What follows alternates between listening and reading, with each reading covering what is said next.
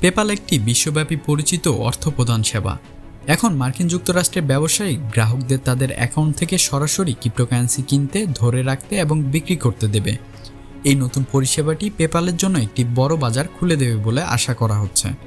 কয়েক বছর ধরে পেপ্যাল তার ব্যক্তিগত ব্যবহারকারীদের ক্রিপ্টো কেনাকাটা করার সুযোগ দিয়ে আসছে।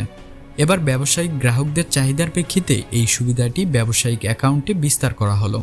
পেপ্যালের এক কর্মকর্তা জানিয়েছেন যে অনেক ব্যবসায়ী চান তাদের গ্রাহকরা যেন ক্রিপ্টোতে কেনাকাটা করতে পারে। এই চাহিদার প্রেক্ষিতে পেপ্যাল এই নতুন পরিষেবাটি চালু করেছে।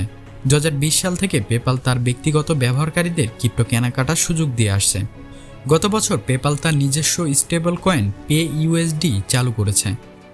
পেপ্যালের এই নতুন পদক্ষেপ ক্রিপ্টোকারেন্সি মার্কেটের জন্য একটি গুরুত্বপূর্ণ ঘটনা। এটি দেখায় যে বড় বড় প্রতিষ্ঠানগুলি ক্রিপ্টোকে মূলধারার অর্থনীতিতে অন্তর্ভুক্ত করতে আগ্রহী। পেপ্যালের মতন একটি বিশ্বস্ত প্রতিষ্ঠানের এই পদক্ষেপ অনেক মানুষকে ক্রিপ্টোতে বিনিয়োগ করতে উৎসাহিত করতে পারে। ব্যবসায়ীরা এখন তাদের গ্রাহকদের কাছ থেকে ক্রিপ্টোতে পেমেন্ট গ্রহণ করতে পারবে।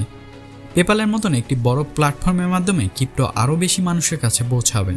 ক্রিপ্টো মার্কেট দ্রুত বৃদ্ধি পাওয়ায় সরকার এবং অর্থ নিয়ন্ত্রক সংস্থাগুলি এই মার্কেটে নিয়ন্ত্রণ করার জন্য আরও কঠোর নিয়মকানুন তৈরি করতে হবে। বাংলাদেশে ক্রিপ্টোকারেন্সি এখন নতুন যুগ চলছে।